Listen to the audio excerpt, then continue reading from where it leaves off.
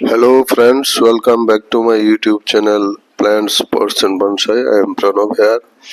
বন্ধুগণ, এটি আমার কয়েক বছরের পুরানো একটি অ্যাজালিয়া। এর থেকে আমি ক্যামেলিয়া। এটি ক্যামেলিয়া ফ্লাওয়ার প্ল্যান্ট। আজ 4-5 বছর যাবত এটিকে আমি গ্রো করছি। এটি একটি গ্রোয়িং পটের মধ্যে ছিল, তো এতে বেশ কিছু গতবার কিছু ফুল এসেছিল, এবারও কলি বেরিয়েছে, ফুল আসবে। তো ক্যামেলিয়া খুব একটা স্লো গ্রোয়িং প্ল্যান্ট, এটি খুব ধীরে ধীরে বৃদ্ধি পায়। এর ফুল কলি থেকে ফুল বেরোতেও প্রায় মাসখানেকের উপর লেগে যায়, আর ফুল ফুটলেও দীর্ঘদিন ফুল গাছের মধ্যে ভালো থাকে। তো সামনেই এর ফ্লাওয়ারিং সিজন, এতে কলি চলে আসছে। তো ফেব্রুয়ারি মাস আমি এই গাছটিকে কিভাবে রিপোর্টিং করছি, এটিকে আমি আজ রিপোর্টিং করব। এর রুট বলটাকে আমি একটু কম্বিং করে নিচ্ছি, একটু ছোট করে ছাড়িয়ে নিচ্ছি। একই পাত্রের মধ্যে দীর্ঘ কয়েক বছর গাছটি রয়েছে। তো এটিকে একটি আমি ট্রায়াঙ্গুলার বনসাই শেপ দিয়ে রেখেছি।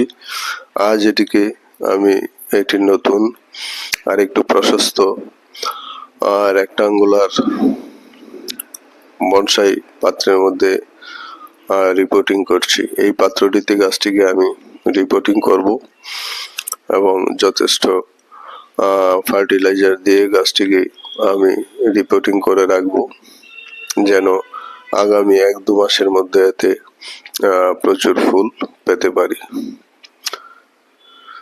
তো পাত্রের মধ্যে গাছটিকে বসিয়ে নিয়ে আমি দেখে নিচ্ছি।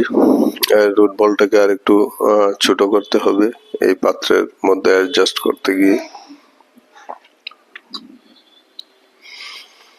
তাই আমি রুট বল থেকে আরো কিছু মাটি ছাড়িয়ে নিচ্ছি।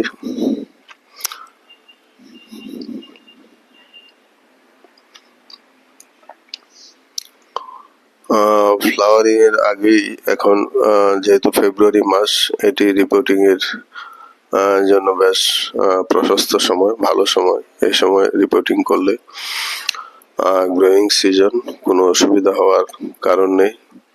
তো গাছটিকে বসিয়ে আমি দেখে নিচ্ছি। এটিতে মার্চ, এপ্রিল, মে পর্যন্ত নাগাদ ফুল আসতে শুরু করে, তাই আমি কয়েক মাস আগে এটিকে যদি ভালো মাটিতে নতুন পাত্রে রিপোর্টিং করি, তাহলে এর গ্রোথটা বৃদ্ধি পাবে এবং নিশ্চয়ই যথেষ্ট পরিমাণে ফুল আসবে। তাই এটিকে আমি রিপোর্টিং করে নিচ্ছি। তো গাছটিকে আমি অ্যাডজাস্ট করে বসিয়ে নিচ্ছি পাত্রের মধ্যে।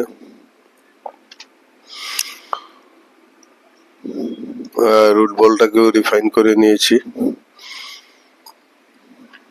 আমি ঠিকঠাক মতো গাছটিকে বসিয়ে দিয়েছি এবং এখন অর্গানিক ম্যানুর যুক্ত যে পটিং সয়েল চারপাশে দিয়ে গাছটিকে আমি সঠিকভাবে বসিয়ে নেব।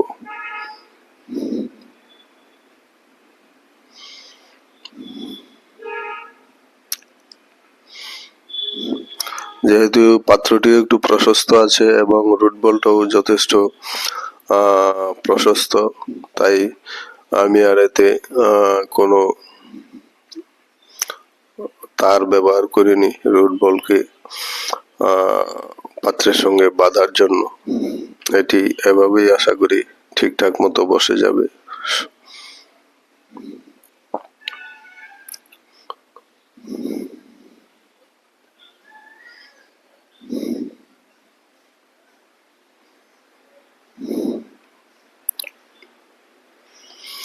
ক্যামেলিয়া আপনারা জানেন বন্ধুগণ, এটি চা পাতা জাতীয় গাছ।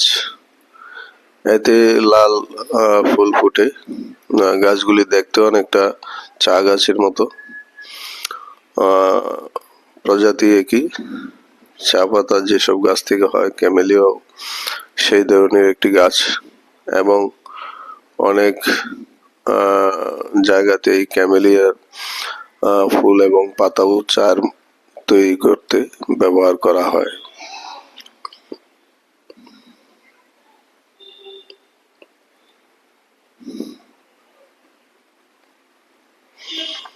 আমি গাছটিকে সঠিকভাবে বসিয়ে এর চারপাশে ভালোভাবে পটিং সয়েল চাপিয়ে দিচ্ছি চপস্টিক দিয়ে।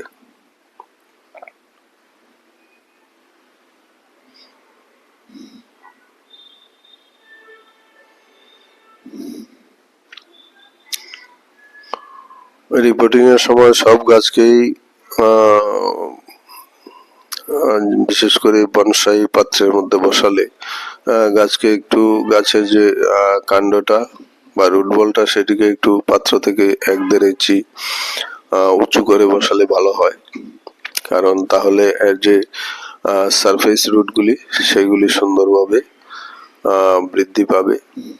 এতে দেখার মতো তেমন কিছু সারফেস রুট তৈরি হয়নি, কিন্তু সরু সরু মূল প্রচুর রয়েছে চারদিকে। আস্তে আস্তে এগুলি যখন মেচুর হবে তখন একটা সারফেস রুট তৈরি করবে। তাই পাত্র থেকে আমি 1-1.5 ইঞ্চি উপরে গাছটিকে উঁচু করে গাছটিকে আমি বসালাম। এতে পরবর্তী সময়ে যখন আমি জল প্রয়োগ করব তখন উপরের থিন লেয়ার যে মাটি রয়েছে সেটা আস্তে আস্তে সরে যাবে এবং গাছের গোড়া থেকে শিকড়গুলি বেরিয়ে আসবে এবং একটা রুট বলের সৃষ্টি করবে।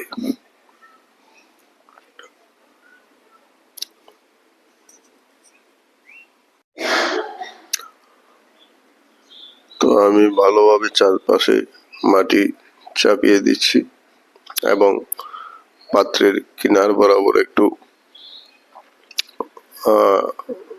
যে পটিং সয়েল সেটাকে নিচু করে রাখছি একটু ড্রেনের মতো, যেন উপরে জল ঢাললে জল গড়িয়ে বাইরে না চলে যায়। সেই জন্য কিনার বরাবর যে মাটি রয়েছে সেগুলিকে একটু চাপিয়ে পাত্রের যে কিনার থেকে একটু নিচু করে দিতে হবে, তাহলে উপরে জল ঢাললে জলটা গড়িয়ে বাইরে চলে যাবে না।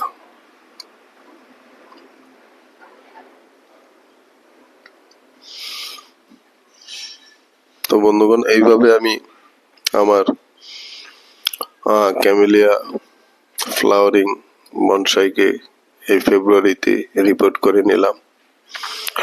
আপনাদেরও যদি কোনো এই ধরনের বনসাই বা ফুলের গাছ থাকে যেগুলিকে রিপোর্টিং করা প্রয়োজন, সেটা এই ফেব্রুয়ারি-মার্চের মধ্যে করে নিতে পারেন, তাহলে ভালো গাছের বৃদ্ধি। এখন গ্রোয়িং সিজন। আমি উপরে যেসব রুটগুলি বেরিয়ে পড়েছে সেগুলিকে আমি একটু ছেড়ে দিচ্ছি। তো ভিডিওটি ভালো লাগলে লাইক করতে ভুলবেন না, আর যারা নতুন দর্শক বন্ধু ভিডিওটি দেখছেন চ্যানেলটিকে সাবস্ক্রাইব করে বেল আইকনটি অবশ্যই চেপে রাখবেন, তাহলে সব ধরনের নোটিফিকেশন পেয়ে যাবেন। দেখুন গাছটিতে অনেকগুলি কুড়ি চলে এসেছে, ফুলের কুড়ি, এবং মাথার মধ্যে লাল রঙের একটু লালচে রং দেখা যাচ্ছে, অর্থাৎ কুড়ির ভিতরে লাল ফুল চলে আসবে। ভিডিওটি আজ এখানেই শেষ করলাম। ভিডিওটি দেখার জন্য অসংখ্য ধন্যবাদ।